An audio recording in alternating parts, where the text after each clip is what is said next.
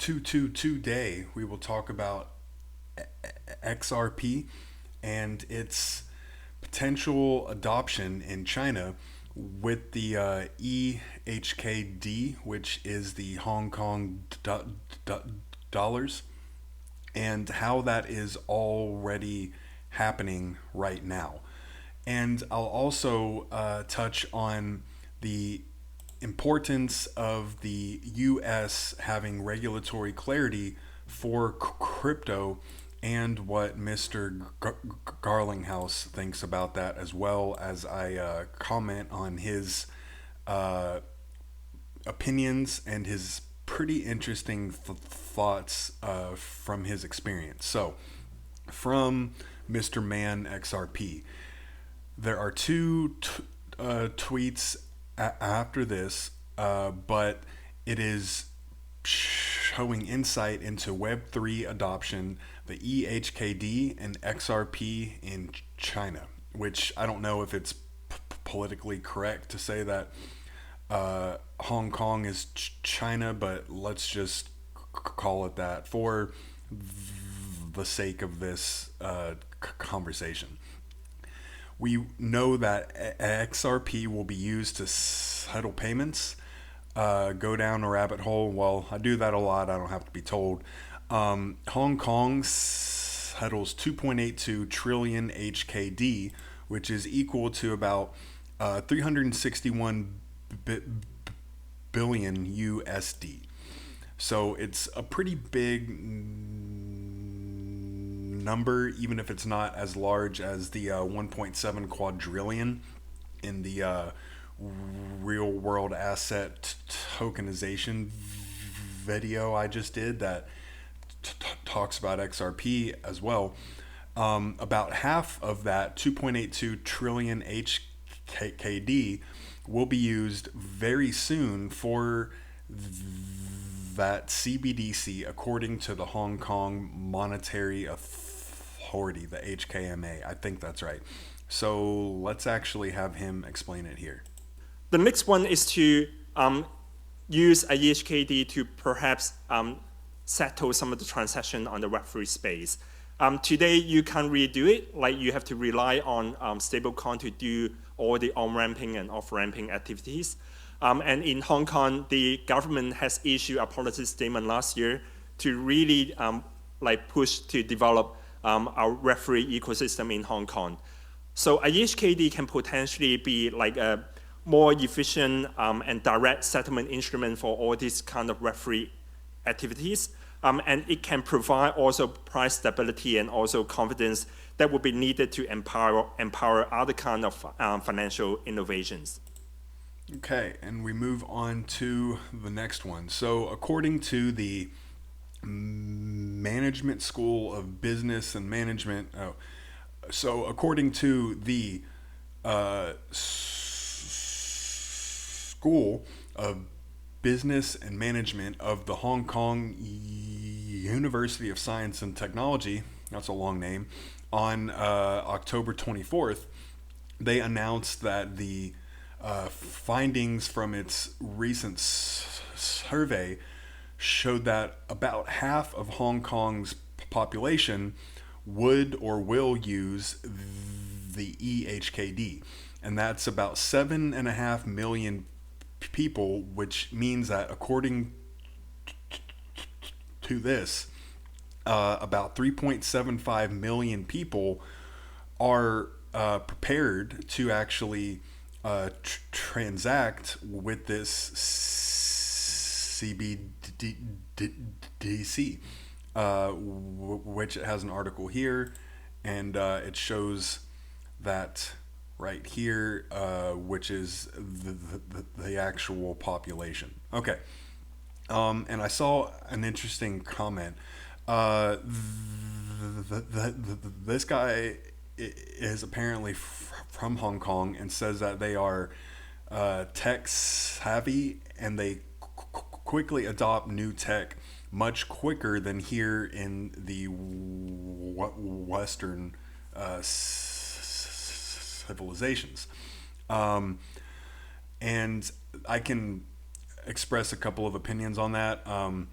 it is it is a branch of China, so it is a much more overall compliance society than a lot of us over here in America and the UK and Canada. But Hong Kong is very different from China at the same time. So I don't have too much of a good idea of how that would actually translate here, but I do believe that, especially here in America, I do think that it would be hard to adopt it that quickly, where about half of everyone is immediately open. I think it would take much more mandatory compliance, which I'm not a fan of. However, I do think that eventually the efficiency and the ease of this new technology will make it to where people adopt it one way or another. So, in this tweet, we have the traditional companies that can be used for purchases, and on the far right, there are the companies bringing the eHKD into the Web3 economy. And I'll just show this first. One of those is Fubon Bank, which we know that Ripple is already working with them for a CBDC that has been talked about within the last week or so. I have talked about it a couple of times, but let's just play this as well. So this gives a very brief overview of the 16 pilots that we've been doing with the firms. You can see we can categorize them into 6 major categories, namely full-fledged payments, programmable payments, offline payments, tokenized deposit, settlement for Web3 transactions, and settlement for tokenized asset. I will go into these 6 major categories a little bit more in my later presentation. But as you can see, there's a dotted line in between. So what does that mean? So on the left-hand side, we kind of come to a view that these 3 categories can be done even today in the more traditional world. For example, you can, of course, use your CBDC to make payments, and programmability or conditionality is something that we have seen in some of our daily life today as well. And of course, with cash, we can also do a lot of offline payment, but we'll expect to allow offline payment for a digital eHKD as well. But on the right-hand side, those are the things that are getting us into the new world, in the tokenization world that we'll see. I think tokenization in general is like a very hot topic in the finance world today. Which that is 100% right. I just did a real world asset tokenization video yesterday, which I will put in the description. But in that one, I primarily talked about Casper, HBAR, and XDC in terms of real world asset tokenization. But I did talk about XRP and XLM as well, because they are still tokenizing actual assets, but it's more in the payment end of things, not in like hard actual assets as much at this point in time. But we are talking about tokenized deposits. There's talk about MasterCard here, and the settlement of tokenized assets, which actually calls out Ripple right here. I thought it was interesting in the technologies part. You have smart contracts called out, you have atomic settlement, and it even calls out asset wrapping as well, tokenization, NFC payments, and QR code payments as well. I don't think cash will ever completely die unless we are told that we absolutely have to, or else we end up in jail or off in a gulag, which happens over here in America, which is unfortunate, but I won't have a conversation on that right now.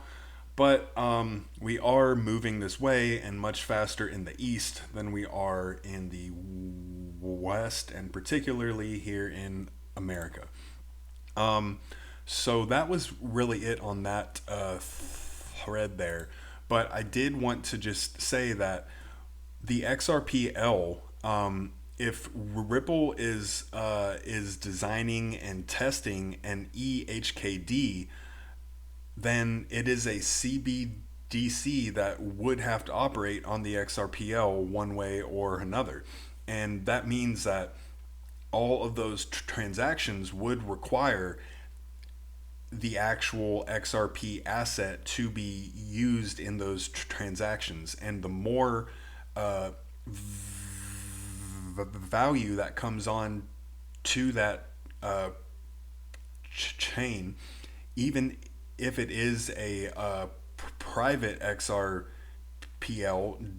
just for this one CBDC, that would increase the value of all XRP. And that is really where value will come on to not only XRP, but things like XLM, XDC, HBAR, Casper, Quant.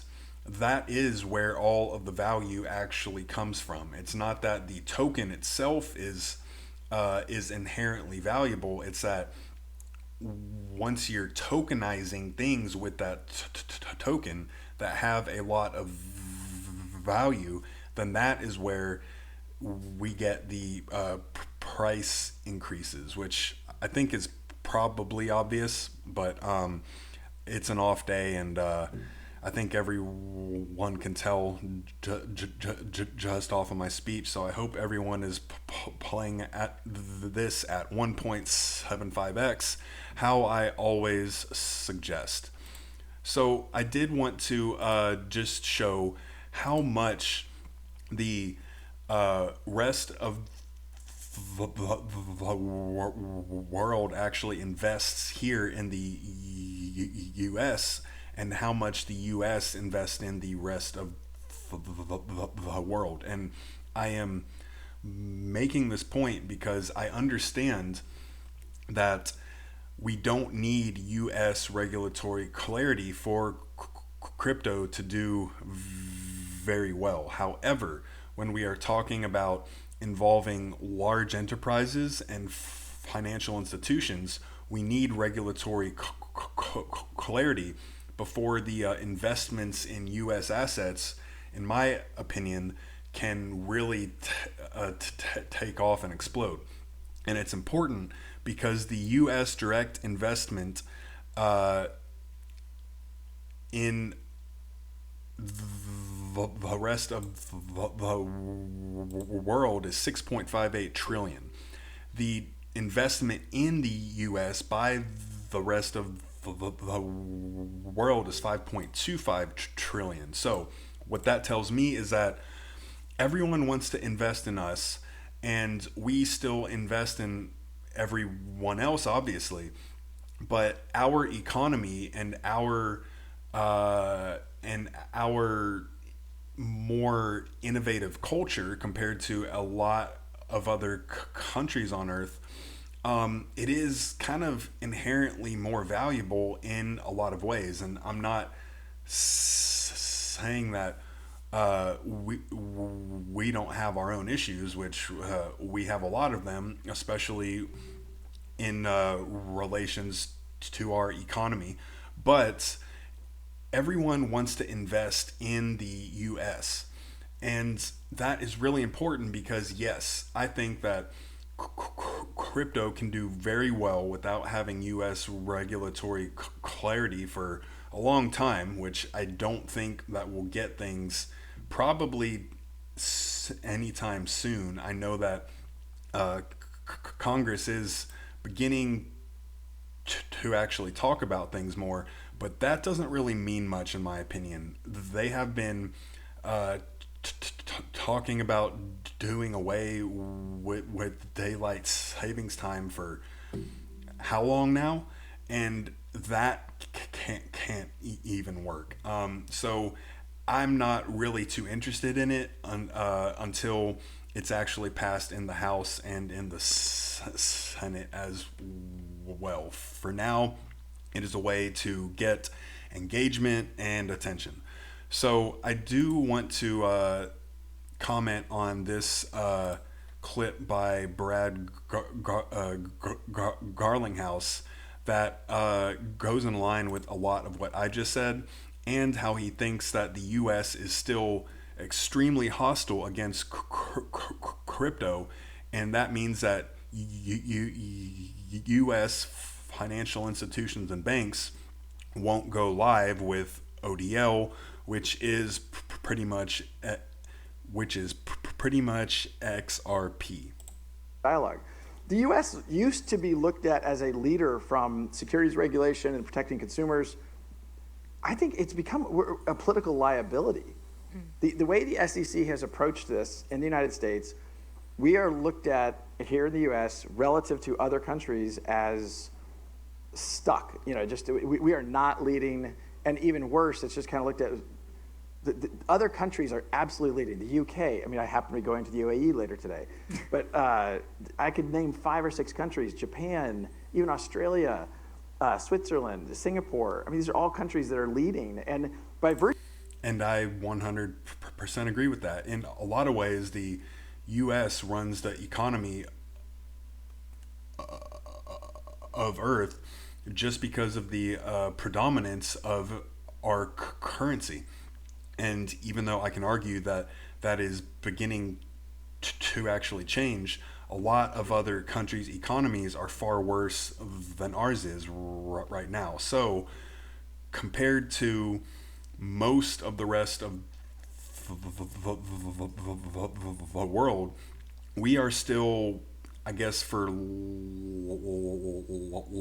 lack of a better word, in charge of how a lot of things go, which is unfortunate because our country is so corrupt in a lot of different ways, particularly around things that make people in power lose their cut of income, which essentially is what crypto is doing. It is trying to replace things that have made a lot of people a lot of money for a very long time.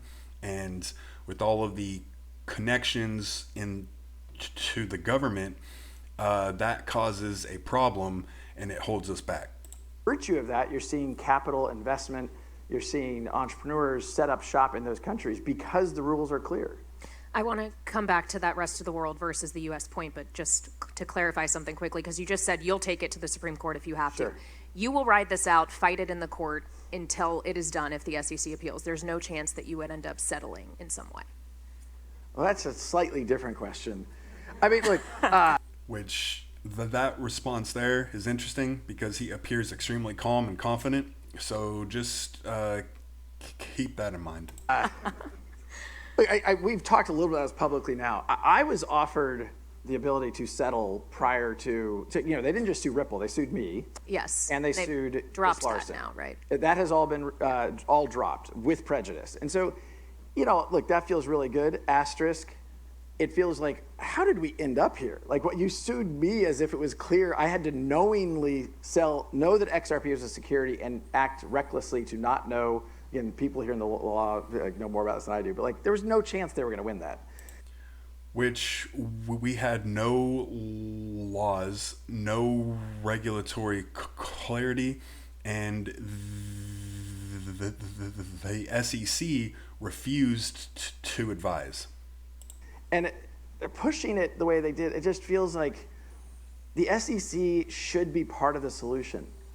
Other countries, it's no problem. And you joke, I mean, I think you were joking to my meeting with the SEC today. In another country, that wouldn't, I've met with central banks. I've met with, I mean, you name the regulator, and it's kind of like, yeah, no problem. And a open meeting, open dialogue. We talk about what Ripple's doing. We talk about our view on the crypto industry. No problem. Here in the U.S., it's like, it's like, oh, the laws are clear, but yet we can't answer, is ETH a security? Yeah. So that comes back to not only crypto is making a lot of very powerful people who make a lot of money very anxious, but it also goes back to, if we really begin to ask these kinds of questions of the people in charge of the government here, what will we actually find? Is our economy actually as powerful as we all think it is, or is it held up by a bunch of paper clips and chewing gum? Which I think it's obvious that I think it is not as powerful, which is because we just print as much as we want. But that's a point that I won't expand more on here, because I'll just end up in a rant. Yeah, that's something that the chairman has still not actually I don't know expressed if you're an interviewing opinion today, on. but ask him again today. Maybe I'll find him behind the curtain somewhere. I'll let you know. Okay, so let's go back to the U.S., the rest of the world topic, as you were just discussing it there. Where do you think the best example is being set? What should the U.S. be trying to replicate? Or does the U.S. just need to be doing something different, but taking that regulatory approach differently? I partly because they're a close economic and political partner to the U.S. The United Kingdom, the UK, I think, has been very constructive on crypto, and that when I say that, they're not. Again, Chair Gensler likes to talk about crypto as the Wild West. It is absolutely not the Wild West. Ripple is a regulated company in many jurisdictions around the world. In Singapore, we have our license from MAS as a major payments provider. In the UK, we have, in Dubai, we've applied for the virtual asset regulatory, VARA, I can't remember what the A stands for. But, it's not the Wild West, and I think it's a narrative to promote, I guess, a political agenda as opposed to sound policy. And which is true, because who knows who is actually in control of Gary Gensler with all of his ties into the actual individuals in ETHgate, and how that all ties back to China and the CCP as well. I think there's still time for the U.S. to remain a key leader in this space, and some of the most important crypto companies in the world are based here in the United States. But if Brian Armstrong were up here today, I think he would say as well, does he wish he had gone public in a different jurisdiction in the United States? And the SEC approved his S1, but then sued him for doing things they knew he was doing. How does that make sense? Okay, so you just said you think there is still time for the U.S. to be a leader. How much time is still time? Yeah. Where in the hourglass are we? Well, I want to be realistic about this. The United States is, 23% of global GDP. If the U.S. gets its act together years from now, it's such an important economic actor that it feels like that option always exists because of where the U.S. stands in a global GDP point of view. And it is really the finance capital of the world. But there are other finance capitals of the world. And certainly Dubai is trying to emerge even more so. Singapore for sure, London for sure. And not surprisingly, I've said publicly, 80% of Ripple's hiring this year will be outside the United States. And it's partly because, why would I want to hire more and more people in the United States when the U.S. is making it hostile for me to operate here? And even with the SEC case, we have U.S. banks as customers, and I've talked to them post the SEC case, and I'd say, okay, so great, now we have a product called on-demand liquidity, which uses XRP. And so I'll go to those banks and say, should we engage on that topic? And they're like, look, even though you won the case, the United States government is still hostile towards crypto. The OCC is hostile towards crypto. And until that changes, the banks in the United States are not going to engage meaningfully. So I don't think the window has passed for the U.S. to be a leader, but I think every day that goes by, these other markets, they want the entrepreneurs there. They want growth. And again, I'm mentioning Singapore, London, and Dubai as three key examples, but So the big point there is that, as I've said, ODL is essentially XRP. They have just branded it as a process that is not just advertising XRP because of the ongoing lawsuit that should be unwinding now. However, it's not 100% clear yet. It's like 90, but we're not there yet, and we're holding the entire US economy back, and we are holding the US out of an economy that will be worth trillions and trillions and even quadrillions.